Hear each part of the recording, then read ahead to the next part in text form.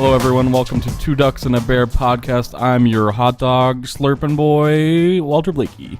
I'm Bobo. And a boola boola boola hula hula hula. I'm a better time than a bunch of spiders in a birthday cake. Noah Druckery. The middle one was Zach Druckery. That was me. That was him. I'm gonna have to charge you without giving out your name identification on the podcast. Don't make me put you in the bone stripper. Oh, no. Oh. Why did you do this? Yeah. Someone. Why? Why doesn't someone before I intro exactly what I did to you today, the crime I committed? Why doesn't someone explain this type of episode that we're going to be doing? Okay, so we have kind of had a bit of a discussion, and I think that what we're going to do is once a month we are going to have each of us recommend a movie for the other two, well, for all of us to watch and then discuss on the next week's episode.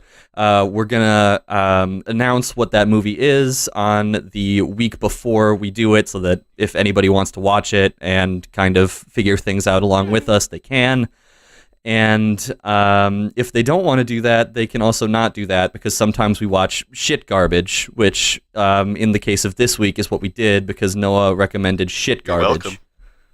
And we are just going to talk about the movie that we've watched, whether it's good, whether it's bad. We'll just all pick something based on kind of just what we want everybody else to feel that week. And Noah has chosen for this week crushing disappointment, hopelessness, fear, and self-loathing with his pick. I was going more for, I wanted everyone to feel like they had the flu in their brain. I think you just wanted me to Suffering, experience yeah. death. The and purest of suffering. and Yeah, I'm watching Game of Thrones again, and I feel like Theon was working less than I Ooh, was topical watching jokes. There we go. Hey, I don't watch that Yeah. show. Oh, Game of Thrones! It's coming out. I read the shit. books I once. did too. Oh, then Speaking- never mind. It's out of the cut. It's cut out. Speaking of Game of Thrones, we watched a movie today that at one point splits its point of view between multiple people, lost in a disgusting scrapyard owned by Dan Aykroyd. This week we watched Dan Aykroyd's directorial debut, his one and only directed feature Wait, he film. didn't get another one? Nothing. Oh. Because you know what? That's they surprising to me. I thought this was a trilogy. Hey, you guys. I mean, the studio told Dan Aykroyd that he could direct this movie, and you know what they got? Nothing but trouble. Nothing but trouble. This week, I made my friends watch the movie. They gave him $40 million for this. $40 million. 40? Okay, we're gonna get 40. into it. What we're also going to do, whenever we do one of our film spotlight episodes, we are going to tell everybody in the audience a week in advance so that you guys can watch it and understand what's going on. We're also going to have... We're also going to have a synopsis. Hey, we're also going to have a synopsis before our discussion, so you can at least kind of follow along what's going on in the episode. We don't want anyone to feel left out. Every one of these episodes is also going to be completely spoiler-filled, so if we actually watch good movies, then you might want to watch the movie first, but this week, it doesn't matter. Just... Yeah. It doesn't matter. Yeah. Also, this was led by our very own Noah, and so it'll be a very Noah heavy episode. If you have your favorite character from our podcast already from one episode, sorry for all the Noah and you know what? haters. Today, if I talk about anime at all, we're gonna hit the weeb alarm, because it's not about anime today. It's about Aykroyd today. So here we go. Spoilers for Nothing But Trouble, starting right now. When I read this synopsis right here. So we got Nothing But Trouble.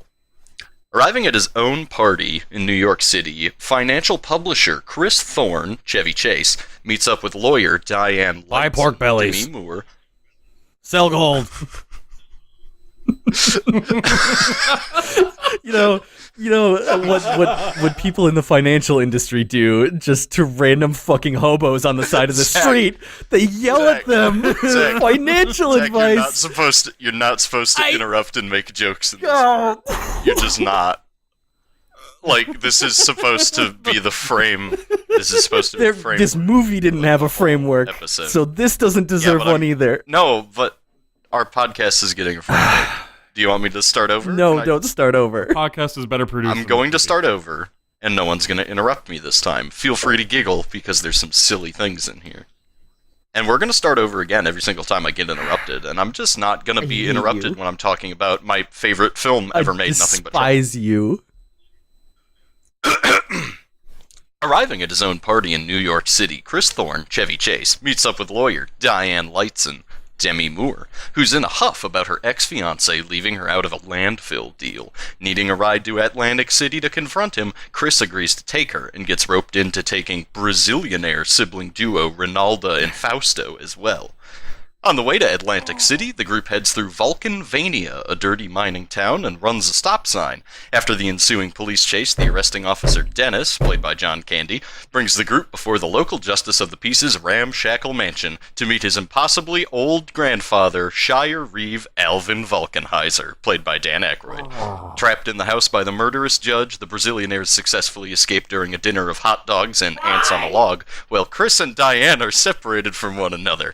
Diane meets the judge's grandkids, troll creatures named Bobo, played by Dan Aykroyd, and Little Devil, that's John DeVikis, while Chris is roped into marrying the judge's granddaughter, Eldana, played by John Candy, while the Digital Underground performs a musical number with the judge.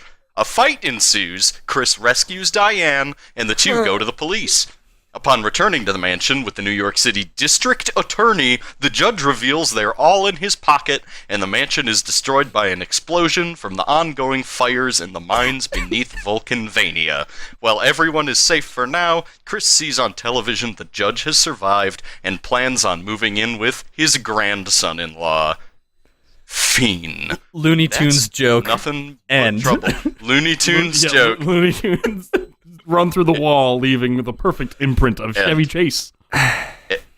You guys sound like you have something to say. Can I guide this conversation with my first question? Yes. Take us on this nightmare journey that is... Take us through Mr. Bone Stripper. I want to ask you guys the question. Walter, Zach, who is this movie for? You see, that is a very profound question, which I think deserves only one answer, and that answer is Dan Aykroyd. That is the only person this movie is for. Walter, I think Dan Aykroyd is a good answer. What do you got for me, buddy?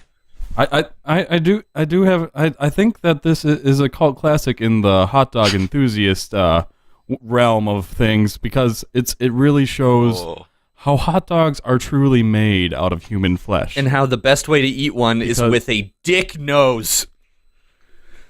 His nose was a penis. Hey, come on. Hey, you gotta mix up all the condiments just like me. For 2 shots in this movie, there are two shots where they change the prosthetic on Dan Aykroyd's face to look more like a penis.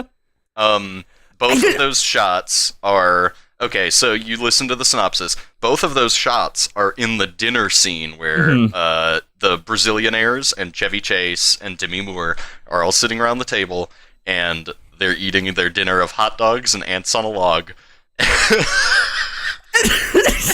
And they bring out these disgusting looking hot dogs. They're like gray and floppy, and they're way too long. They look like uncooked brats. Like the brats have not been grilled. And the ends haven't been trimmed, so it's just like that's the most important part is these wieners have not been circumcised, boys. And And neither has Dan Aykroyd's nose. When the judge is eating this hot dog, he is convulsing his hand. The hot dog is wrapped in a slice of white bread. His hand is just shaking. And it's just shaking around. And the end of the casing is swinging around like a flaccid little hot dog wiener. And he's pumped this hot dog, all full of condiments, off of the condiment train that runs. Do it like I do. Do it like I do. Fill it, mix up all the condiments. And he's getting upset because people aren't mixing up the condiments. But there are these shots where Chevy Chase is looking at Dan Aykroyd eat this hot dog, and when it cuts back to from the reaction shot of Chevy Chase to Dan Aykroyd eating the hot dog, the prosthetic nose Dan Aykroyd is wearing looks more like the tip of a penis than it does in any than an actual tip of a penis. This is more obscene than if they would have just had a dick. Like, if there would have just been a shot of a penis cut in between that scene, it would have been far less obscene than that scene itself. It just... I hate it. I hate it. I hate it. I hate. I hate. Walter? What have you got to say about this dinner scene? I've got a couple more things to say about it, but I want to get some input on the famous dinner scene from Nothing But Trouble from my friend Walter, because I love him. Just all things that I have to say are all great. Yeah, clearly the best things. Just the train going around holding all the condiments for this child drudge man that. Continue. And it launches pickles into the Brazilian which causes them to jump out a window. That is the final straw where they decide, guess what? We're jumping out this fucking window. I got hit in the face by a pickle. I'm not taking this anymore. So they jump out a window. Okay, are they brother and sister, or are they fucking? I can't tell. Both! Or is it both? Okay, it's both. Got it. Clearly both. It's gotta be billionaires. My goodness. But also she's fucking John Candy at the same time, but man John Candy, not female John Candy. Correct. Oh, the dinner scene was when we were introduced to the daughter, wasn't it? Beautiful, yes. Oh, beautiful. Introduced to John Candy in drag. This was how late in his career was this? This movie came out in 1991. 91. John Candy died in 1994. Fuck you, Dan Aykroyd. Oh, he had a few good years between it. Dan Aykroyd. Oh, John Candy. Okay. But I see, if I was told that I could see a movie, a comedy, quote unquote, with John Candy in it, also with John Candy in it dressed in drag playing another character, I'd be like, hey, that sounds pretty funny. It's John Candy. I'm sure, like an early 90s version of Jack and Jill. Oh, yeah, but John Candy. But John Candy. Nowhere near as good as actual Jack and Jill. No one can guess that. What, guys? Now we have to do Jack and Jill. What's that? No, do you guys hear that out in the distance? What's that called? Dunkachino. It's a whole new game. Dunkachino. Hello, my friend. Say hello to my chocolate blend. Yep. Blend. Okay. Yep. Let's keep talking about Nothing But Trouble. Yeah. Okay. Yeah. Since I kind of got that out of the way, I asked, who's this movie for? I also want to point out a couple of things because we started talking about the difference in dates between when this movie came out and when John Candy died. There's a few different interesting dates going on here. The movie came out in 1991. Mm-hmm. The year before this, Dan Aykroyd was nominated for an Academy Award. So it's like a Halle Berry situation. Yes, the 1990 Academy Awards, Dan Aykroyd was nominated for Best Supporting Actor for Driving Miss Daisy, and he's actually, it's a good movie. It is a good movie. It's a good movie, and Dan Aykroyd's I'm not very saying good in movie. it. And then he made this, and Demi Moore. I love Demi Moore. was coming off of Ghost. Wait, seriously? This was her next movie after Ghost? This was her next movie after Ghost. Yeah. And she was nominated for a Golden Globe for that movie. Oh, Jesus. And you guys, the way Demi Moore looks in this... She is the best part of this movie. Oh, my goodness. The most pleasant thing to look at, this whole movie is on the screen. Oh, and she's, like, acting. Yeah. Like, she cares. About this crap movie that she's in. She cares about, actually making a good impression in this movie, as Chevy Chase is just, monotone saying quips, to big fake stone heads in the back of the fucking junkyard, just excuse me, pardon me, this is funny because I'm Chevy Chase and I'm very funny, and I really don't like Chevy Chase. Chevy Chase definitely sinks this movie. I think his performance is what kills this movie. There's a lot of creativity and Excuse me, you think the one thing that kills this movie is Chevy Chase's performance? Hang on. If it weren't for Chevy Chase. No, you guys. Come on. This would have been a masterpiece. Hey, we're going to talk about this, okay? I think that when you look back on Dan Aykroyd's writing credits before this movie, he always has a no man that he's writing a movie with. Correct. Right? So, Ghostbusters... A Harold Ramis, if you will. Yes, Ghostbusters, Harold Ramis was there. On Blues Brothers, John Landis was there. Most of the time, John Landis was there to say no to Dan, when Dan had horrible ideas. Do you know who co-wrote the screenplay for Nothing But Trouble with Mr. Dan Aykroyd? Who? That would be one Peter Aykroyd. Oh, yes. Someone I saw that. Who will not say no to his brother Dan, and who will say yes. Have the the thrashing trash bag grandchildren trolls Bobo and Lil Devil, who talk like horrible caricatures of mentally handicapped people that live in a dump yard. And they're diaper babies. They're diaper babies portrayed by Dan Aykroyd himself. They're diaper babies who work at a foundry on their land. They are blacksmiths. They're blacksmiths. They are baby boy blacksmiths. We're bringing it back to Game of Thrones. So you know the Thor Ragnarok, a very good scene with Peter Dinklage being the giant. That's in Avengers: Infinity War, my dude. Ah, fuck. Oh yeah, it is. Yeah, that's when they make the big axe, the big cool axe. Yeah. That's like the one in God of War, very cool axe. So he was trying to set up the cinematic universe for Nothing But Trouble. Exactly. The Nothing But Trouble NBTCU. Marvel was trying to... The Nabucco. The Nabucco. Marvel was trying to reference Nothing But Trouble with that scene in the hit movie Avengers: Infinity War. I think that movie might have made a little bit more than Nothing But Trouble. I'm not sure. Hey, but you know what? Nothing But Trouble has more soul. I think that silence speaks volumes. We're keeping that silence in because it speaks louder than any words could. So anyway, as we were talking about before, the biggest thing, not the only thing, the biggest thing wrong with this movie is Chevy Chase. And I'm not going to say it's even the fact that Chevy Chase is in the movie. It's the way that I don't know if it's how Chevy Chase chose to portray his character. As not giving a shit? Yeah, exactly. Or if it's how Dan Aykroyd directed Chevy Chase. As not giving a shit? It seemed like he was pretty much being he was like the One Punch Man of finances, where nothing excites me anymore. I know everything about money. And so he was just kind of soulless. And all I need to know about money is buy pork bellies, sell gold.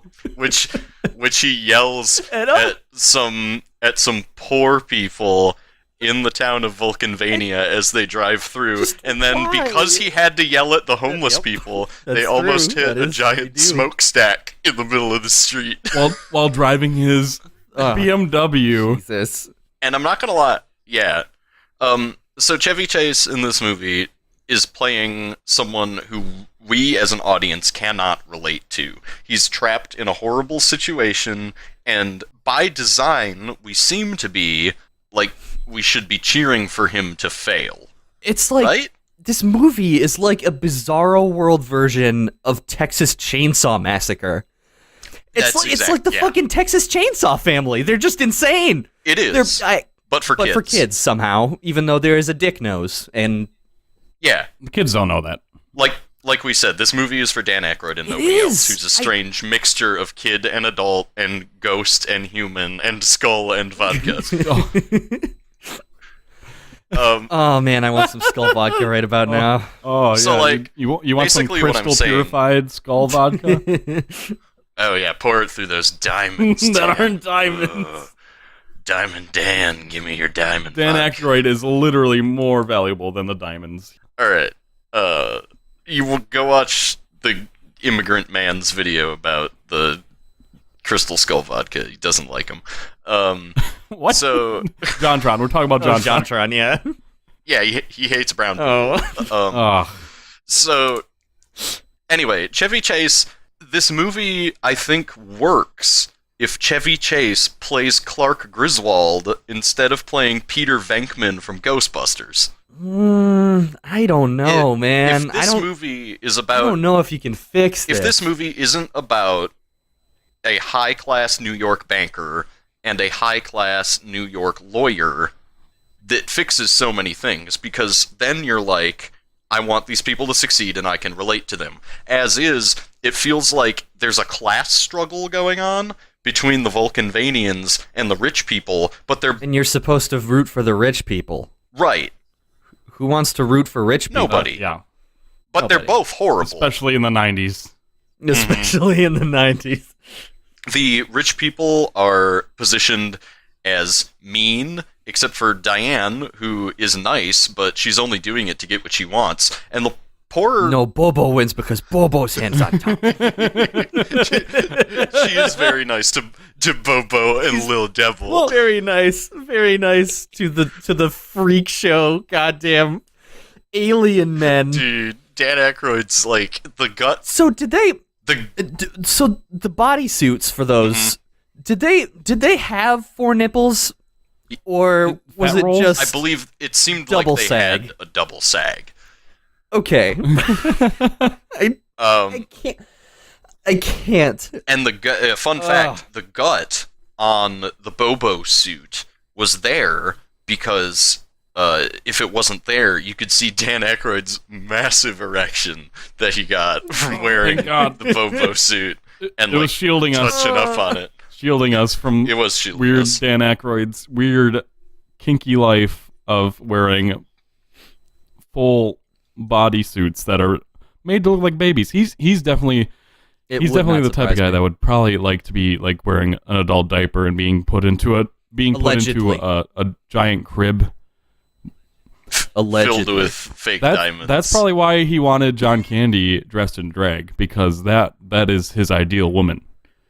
This movie is Dan Aykroyd's unbridled sexual fantasy brought to the big screen. Advertised for children. This movie looks like a big budget movie. This movie looks every bit of $40 million that they put into it. It does! The script kills it. Dan Aykroyd did not do a bad job directing this movie. It looks good. The production designers nailed it. The world building in this movie is absolutely bananas. It's bonkers. I don't know if we've gotten everything that goes on in the. I mean, basically one of the big parts about this movie is that like the house is like a Resident Evil house where it's just rigged up with booby traps and fucking puzzles and goddamn like. How and why? Why did this happen? Honestly, you could make this into Resident Evil 8 and just, like, replace the banker man with, like, Chris Redfield, and I would buy it. Excuse me. I would buy it. Excuse me. He's a financial publisher. Oh, yeah, you're right. He's not a banker. Not a banker. Until he gets fired by his Brazilianaire clients. let's go back to like the beginning of this movie. Do you guys remember how this all starts? Yeah. Helicopter shot over New York. Oh, yeah, okay. So Ray Charles sings a song. First strike against the movie. It's your directorial debut, and you start it with upwards of 2 minutes of stock footage. Yeah. It was a lot of stock footage. And then you cut to Chevy Chase getting out of his car, spouting something about, like, fucking... I think it was just literally, like, he made the same gag twice about, like, pork bellies or some shit. Yeah. And he just is... Was that dialogue... Do you guys think that dialogue was written? No. Or is he just, like, thinking he's funny, but being incredibly unfunny? Because I feel like that's what it was. I could see how that was improvised, because it seems like all the side characters, all the actors, like the valet and the random people that are like, oh, Mr. Chevy Chase, whatever your name is in this movie, Chris Thor, Chris, yes. And then he yells at them, pork belly, sell gold, and they're like, and you can just see on their faces, like, is this comedy? Is this just the way you said that? He just says pork belly. He licks his lips. Just pork belly. You guys want some pork? Buy pork belly. What am I supposed to do with this pork belly, Mr. Chevy Chase? Do I hold on to it? Do I wait for my dividends to return to me?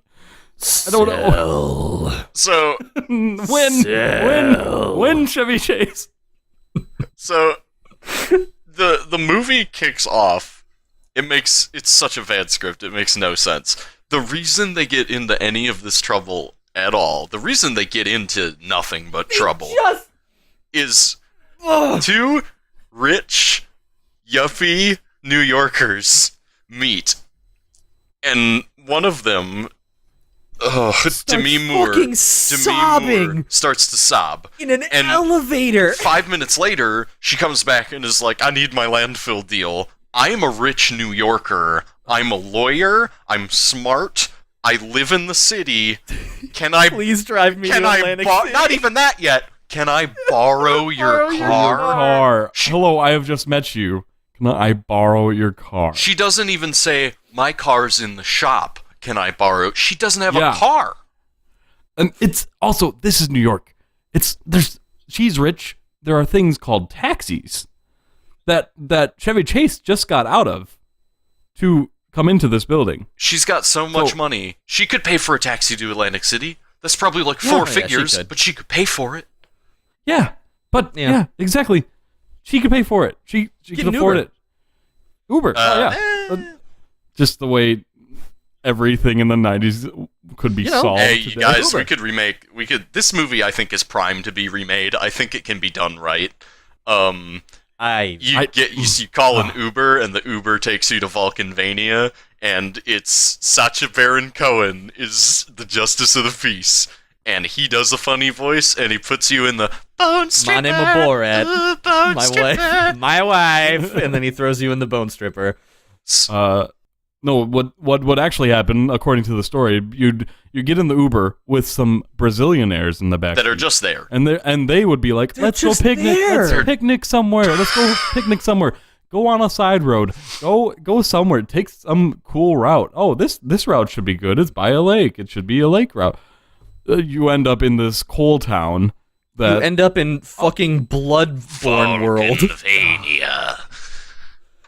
Here's the thing that makes me upset. All due to the Brazilianaires are the reason for this movie. I disagree. They're the reason why it all happened. I think they're the reason that they went through Vulcanvania. I agree with you. They're the reason that the car chase happened. Although Chevy Chase could have decided, hey, how about to explain if you didn't watch the movie, you wouldn't know to watch the movie. They run through a stop sign, and John Candy, the police officer, is very reasonable, and he's like on his thing on the car. He's a good guy. Yeah, and he says, please pull over the car. And Fausto, the male Brazilianaire, says, I'm not going to do the voice. He says... No, don't do the voice. It's very offensive. It is horribly offensive. Come on, Chevy, we're in a BMW. I bet you could outrun him. And Chevy's like... Hell yeah. And he's like, I'm just gonna break the law. Yeah. These people are all assholes except Demi Moore. Yeah. Poor Demi Moore. Just like, she's sitting in the passenger seat like, who are these idiots? And if I just gotten myself into a situation where I am going to be killed by a serial killer, and the answer is yes, but not the serial killer she would have believed, Chevy Chase, but the other serial killers that live in that horrible, horrible Resident Evil house. After they get pulled over, it's revealed that the officer is John Candy, and he's, like, entirely reasonable. Yeah.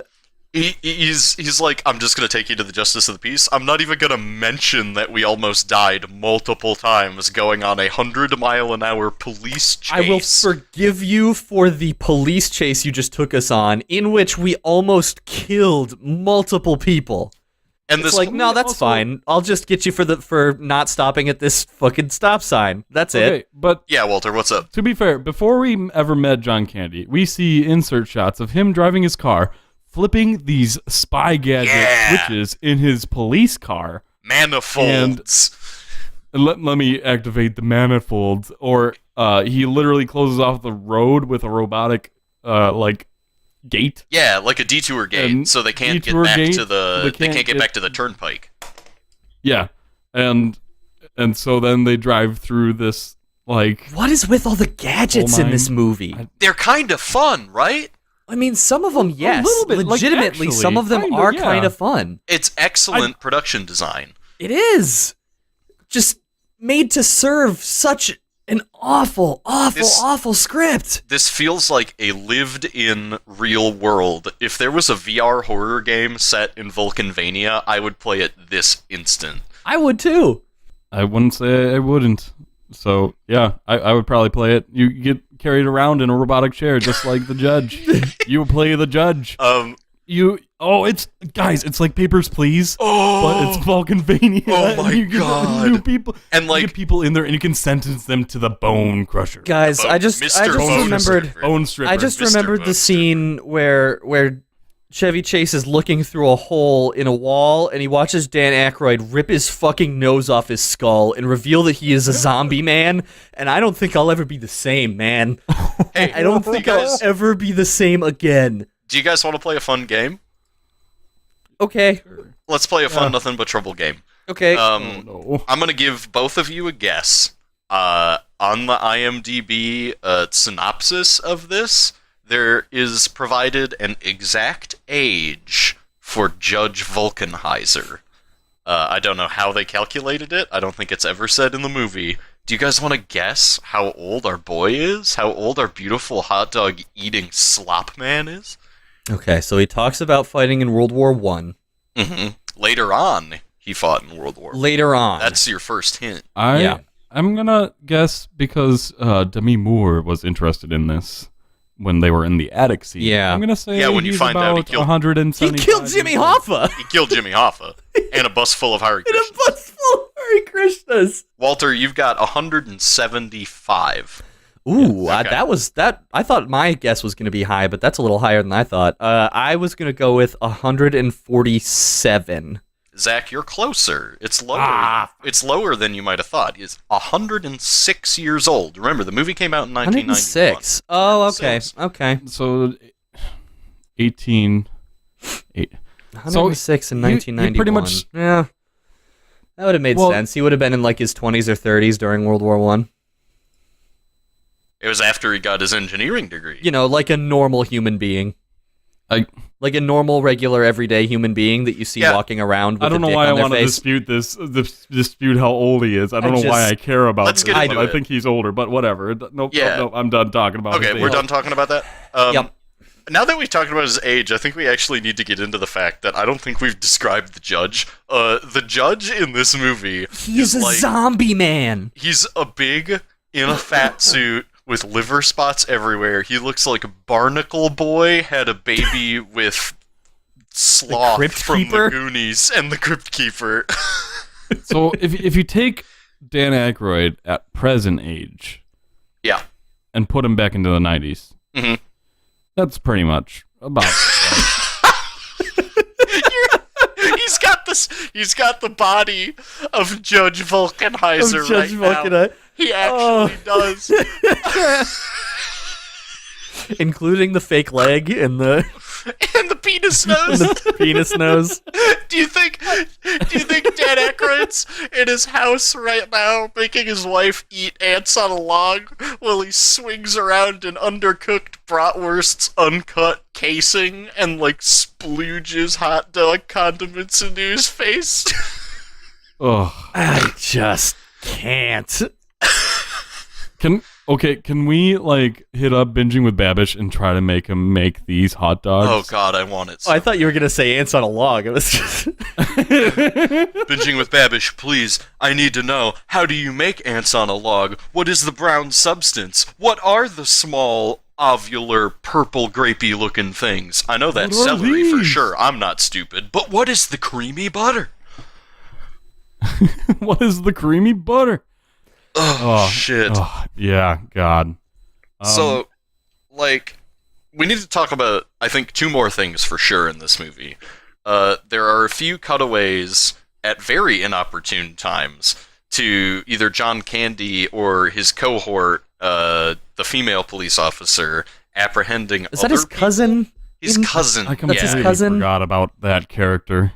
And she's, like, way worse than him. John Candy's character is pretty straight-laced, and he ends up escaping with the Brazilianaires, and he fucks the girl one? He fucks the girl one, and okay.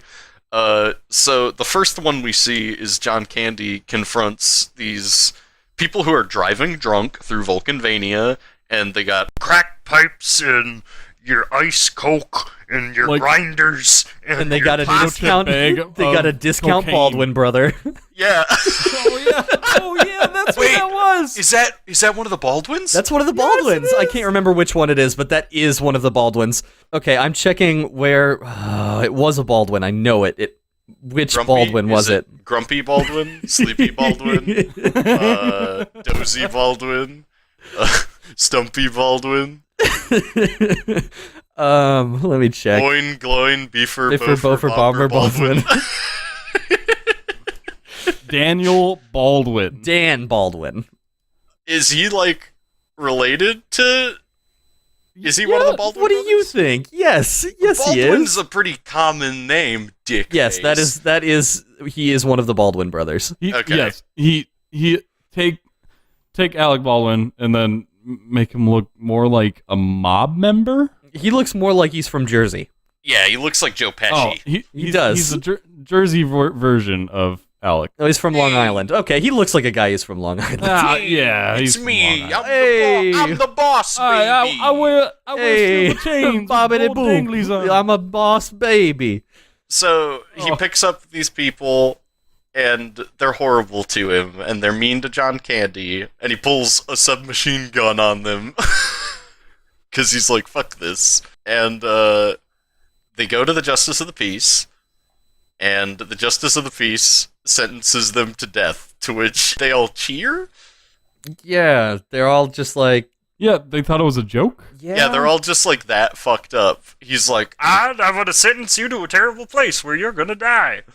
And they're looking at this horrible corpse of a man and just laughing.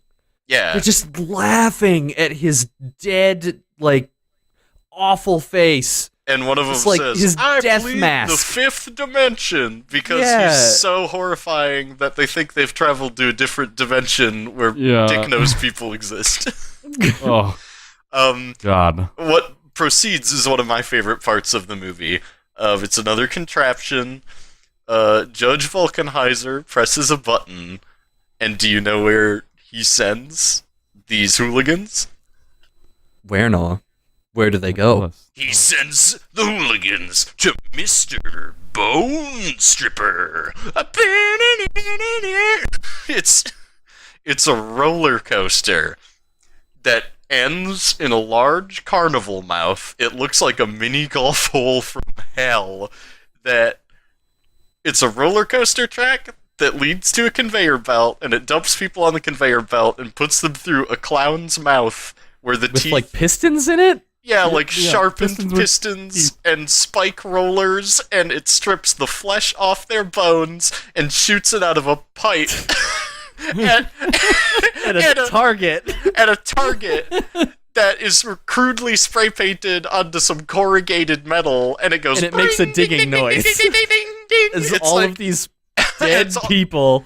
As all the bones hit the target in the bullseye like it's Mary Chismet. These cleaned, like completely cleaned bones from these people who were just horrifyingly murdered, just ding up against it like it's a fucking carnival game. It's amazing. That is where the hot dogs come from, because you don't see where all the flesh. Oh, okay. Universe building. Yes, and. The Nubuku is really shaping up. The Nothing But Trouble cinematic universe. If you guys were to follow the deep lore that are on the dark web pages, read all the item descriptions. Yeah, you guys gotta dive in. I did a deep dive. I went into the communities of Nothing But Trouble, and these people, the web zone, they have found all the lore. They know what every trinket is made from. They know all of the thoughts that Dan Aykroyd had during the movie. It's a dark place. It's a very dark place. I would give anything. I do not recommend it. I had to get a lot of therapy this past week due to being in this dark web zone. Oh man, is that what they based the hit film Unfriended to the Dark Web on? Was it about the Nothing But Trouble 4chan page? Hey guys, don't look up butttrouble.com.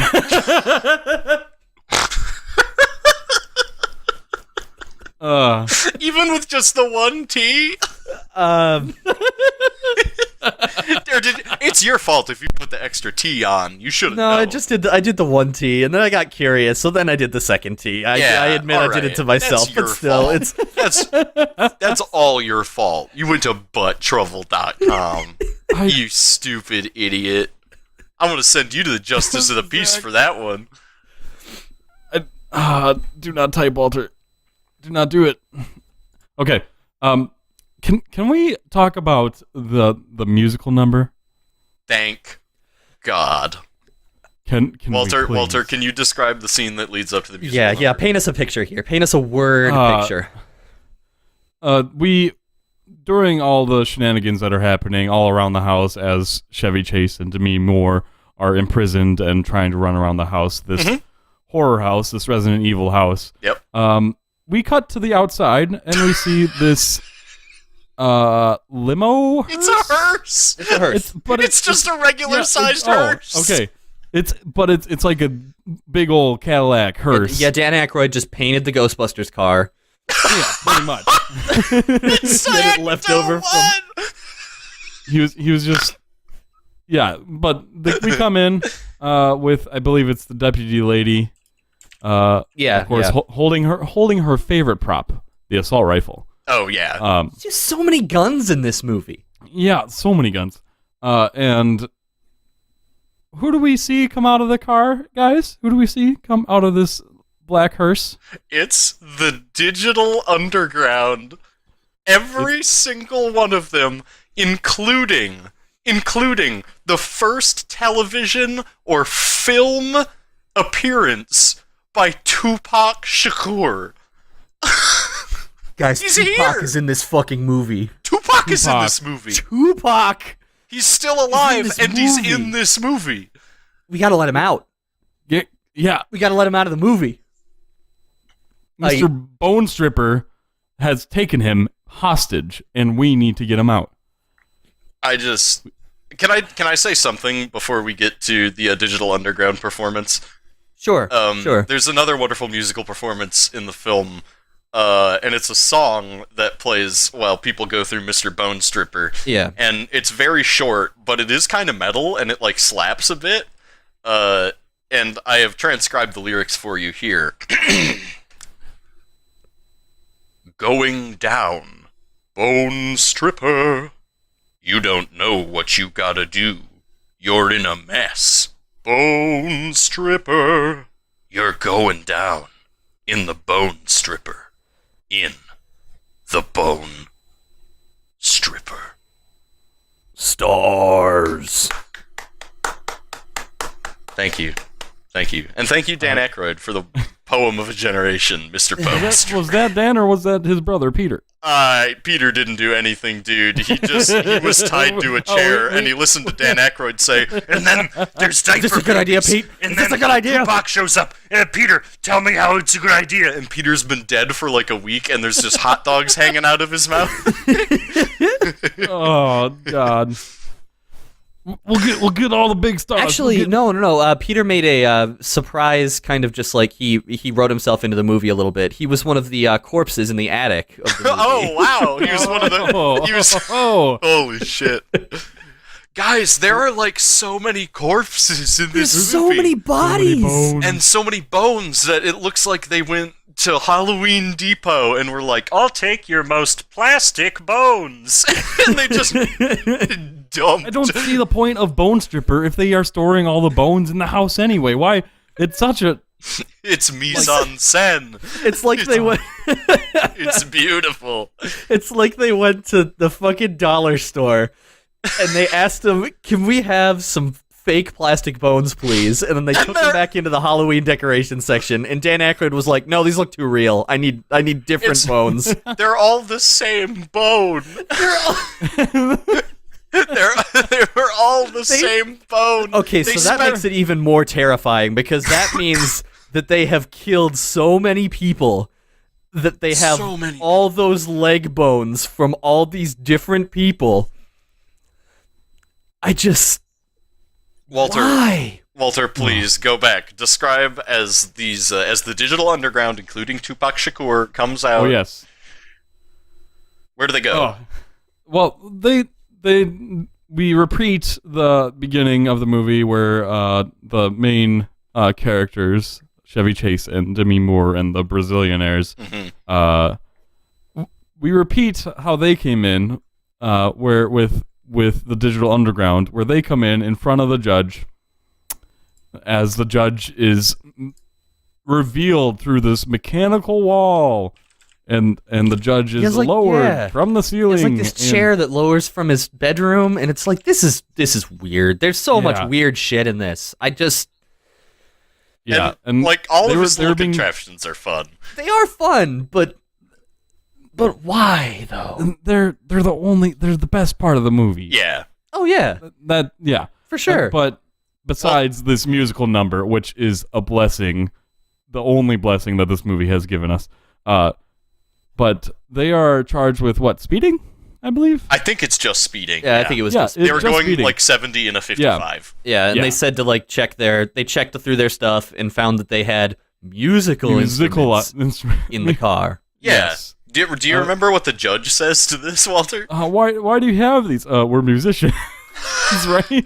Yeah. He's like, why have you got? Why have you got musical instruments? We're musicians. And by the way, everyone in Digital Underground, like from Tupac to Shock G to Humpty Hump, is like killing it in this movie. They are like. They're having so much fun with this. They're acting like they don't even know they're in a movie, and they just walked onto the set. And at one point, one of them literally goes, "What is this?" It's like that scene. It's like the scene. Like the camera was still rolling. Yeah, it's like the scene in The Wicker Man, when the Nicolas Cage Wicker Man, where he opens a desk and a bird flies out, and he goes, "Oh, come on!" Just like, what? They're like breaking the fourth wall. But yeah, so he's like, we're musicians, and fucking the judge is like, prove it. Smash cut to what, Walter? To this amazing musical number. It's legitimately really good. It's actually good. It's actually good. Same Song is a great song. It is. I love it. I love Same Song. Plus, I mean, with the organ in it, it was just like, it was fun. Yeah. Okay, that was the point where it got a little bit off the hinges. Yeah. Like, so basically, they're performing, and then this old decrepit man shows that he has an organ up there. He is moved by like the hip hop beats of Digital Underground. Well, because at first when he's watching it, when he's watching at the very beginning, he's just like, "What is this? I don't think I like this." Yeah. And then as it goes on, he's moved. The music moves his soul. Right. So he goes over and starts playing like an organ and adds beautifully to this wonderful music. It like rips. It's so good. It's sick. And then some of the Digital Underground's posse come up and start grinding on this old man, and then which Dan Aykroyd obviously wrote into the movie. Obviously wrote into the movie, as these poor women are just horrified. Not because of Dan Aykroyd's makeup, but because it's Dan Aykroyd. Yeah. And he's like, it says here in the script that you gotta touch your boobies on my dick nose. While I play the organ to Digital Underground's same song. And Chevy Chase is like shackled in the corner watching. Oh yeah, for their wedding. Yeah, Chevy Chase was getting married to John. Oh my God, guys, we haven't even touched on the wedding. Oh no, Chevy Chase is required. Barely talked about any of this movie, and we've been talking for like an hour. Chevy Chase is required to marry female John Candy because, and I quote, who is mute, and like also a blacksmith and a murderer. Yep. I quote the judge. Whoever she touches, she gets to keep. So she's never touched a man before in her life. She's John Candy has never touched a man in her life.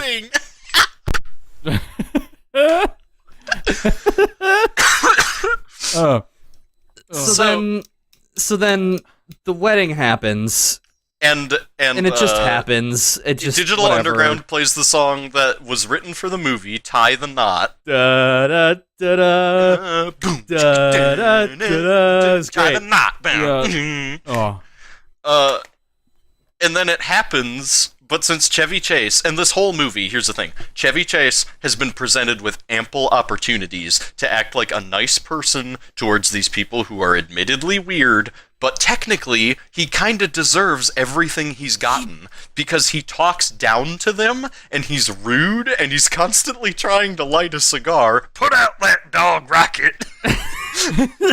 Dog rocket.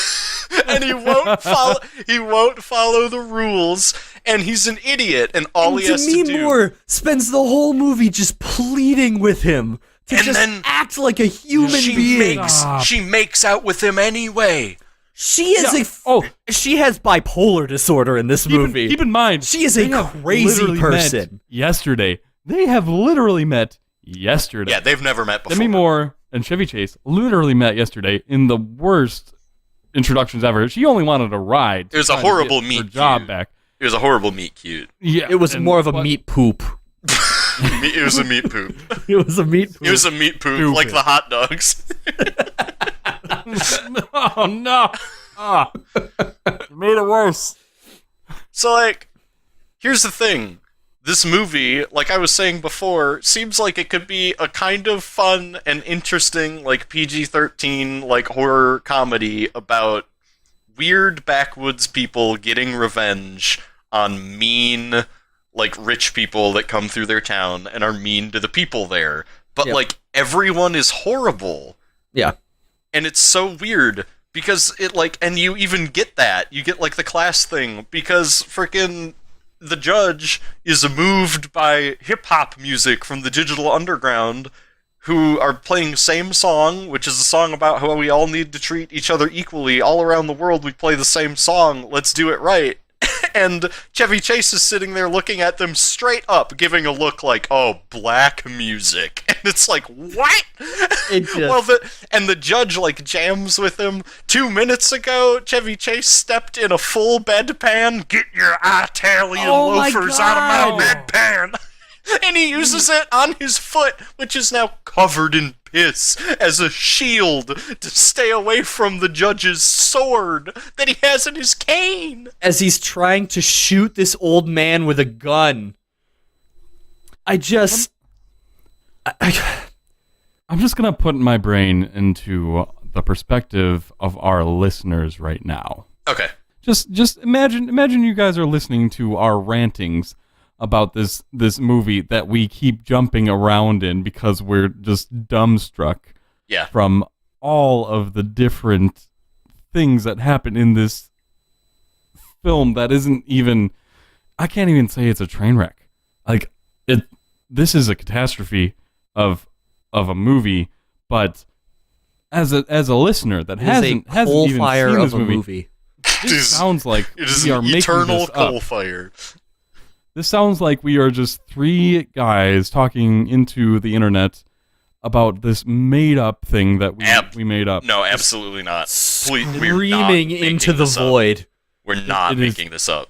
This exists. A real thing. It is the brainchild of Dan turned on by hot dogs and ants on a log Aykroyd. And I'll call it special.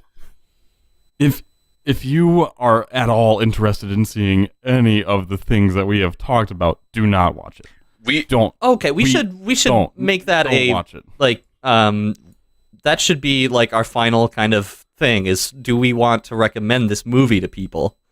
Should people watch this? No. Noah? I think, should people watch this? That's actually a hell of a question. It's an easy question. No. You just say yes or no. If you listened to this, and at any point you thought that doesn't sound real, you need to at least go on Vudu, where we watched this movie. These are the places you need to go to watch this movie. I didn't even know Vudu existed. I didn't even know, like, I thought the Vudu offices were, like, in Vulcanvania and, like, gone. Like, they got blown up by a coal fire. Guys, we didn't even talk about the end of this movie. No, let's not even spoil. Like, I don't know. We're not spoiling it. We're not spoiling it. I mean, I already did in the synopsis. Yeah, that's true. It's the whole town blows up. And there's a twist ending. It's insane. Anyway, if you listen to this and at any point you said that's not real, you need to go on to Vudu and at least skip through to every single time on the timeline you see the disgusting Dan Aykroyd judge. It's only an hour and 33 minutes long. I think this is a movie you can put on at a party with friends. Yeah, it's a pretty tight hour 30. If you like to watch bad movies with friends, yeah, drink some beers and watch this dumb, stupid movie. I think you'll have a really good time. I think it's a watchably bad movie. I say people should watch this movie. I agree with the whole get a bunch of friends party, have some alcoholic beverages around. Oh, for sure. You will want them. You will have a good time. When you are one man sitting in a living room at 3 o'clock in the afternoon, watching this movie for this podcast that I will never want to talk to Noah again after doing this because of what he has made me watch. You're welcome. It is not an enjoyable time as much as it would be with where you could just talk with friends and drink alcohol and get really drunk for every time you see a penis-nosed man on the screen. This is a bad movie party type of movie. Guys, I watched this at work. Oh. I watched this on the job. That was the weirdest experience of my life. Do you still have a job? That's to be determined. Oh, no. Has IT like hunted you down? Be like, we saw this on your history. You're going to jail, sir. I deserve to go to jail for this. Ugh. You really do. I deserve to go to jail for watching this movie. But okay, but should people watch this movie? Honestly, if you gotta watch it by yourself, then no. I agree. This is not worth watching on your own. When you have somebody to talk to about it, to vent the horrifying things you've seen, if you have a therapist, you can watch this movie. If you want to watch it with friends, do that. But don't watch it alone. It's not worth it. It is a nightmare. Okay. A little bit of bonus trivia for you fellas. Digital Underground's music video for Same Song does heavily feature footage from Nothing But Trouble. They're all hanging out at a drive-in movie theater in the big black hearse, watching Nothing But Trouble. I hate that. At a drive-in movie theater, singing same song. I hate that. I love that song. I hate that. Do you know who's in the music video? Is Dan Aykroyd in the fucking music video? Dan Aykroyd is in the music video. God damn it. Dan Aykroyd is in the music video, and he's making a fool of himself while dressed up. Oh, God. Well, dressed up like Ice Cube. Because Tupac and Ice Cube were having a feud. They were beefing. So they dressed Dan Aykroyd up like Ice Cube and made him act like a dipshit to make Ice Cube look stupid. Okay, to be fair, Dan Aykroyd is always acting like a dipshit. That is his default. Just being a dipshit. I mean, the thing about this movie is, though, technically he did a wonderful job, and whenever he's on screen, I can't take my eyes off of him. I mean, he's wonderful in this true. film. He's fantastic. He's not acting. He's not. No. He's showing his own id. He's revealed his inner demons to the world. He's bared his soul. And showed the darkness that lies within, guys. I hate this movie. This is a movie I made my friends watch. It's 1991, Nothing But Trouble, written, directed, starring twice. Dan Aykroyd. Sorry, you have introduced me to this Digital Underground music video, and I have not heard much of what else has gone on after I started this, because this music video is also... Wait! They have a Spies Like Us reference in this music video. Yeah, because Dan Aykroyd's there, dog. Dan Aykroyd, yeah. Dan Aykroyd. Wait, what? Have you seen Dan Aykroyd? Oh my god, they have the mutant babies! Yeah! It's all footage from the movie. At one point, the pickle train is there, too. This music video has 2.1 million views. This music video probably has more people that have watched it than the actual movie. Yeah, more people have seen this music video than people who have seen the movie. And it deserves to be that way. That deserves to be this movie's legacy. Is making people listen to same song more and not watching the movie. Okay, if you want to watch this movie, go watch Digital Underground Same Song music That's video a wonderful featuring compromise. Tupac. Okay, yeah, I'll take that. You basically watch the movie. You watch the whole movie in this music video. If you're interested in anything that's on the screen during the Digital Underground music video, just you're a psychopath. Skim through the movie. You're a psychopath. I advise you not to. You should be put in a prison. That's all I have to say about Nothing But Trouble, and I'm very sorry. We could talk in circles all day around this movie. We haven't even touched on like half of this movie. And that's why I say people should maybe try to watch it if they are confused or interested in it at all. Yeah. Because we haven't even touched Bobo and Lil Devil. We barely, oh my god. There's just so much. It's a trip. Yeah. If you liked us talking about this terrible movie and you do watch it, you can email us. Our email will be in the description. But yeah, email us your thoughts about it. Our email is 2ducksandabear@gmail.com. Yeah. If you have, you can also find us on Twitter. We're all over the place. Tell us you hate us for making you watch this movie. Actually, we didn't make you watch this movie. This is your own fault if you watch it. Yeah, I made these Noah made us watch this, but yeah, I can't anymore. I'm broken. Anyway, all right. As always on the show, we had a good time watching the movie. It's all just for fun, even if it's nothing but trouble. You did that same gag twice. I hate you.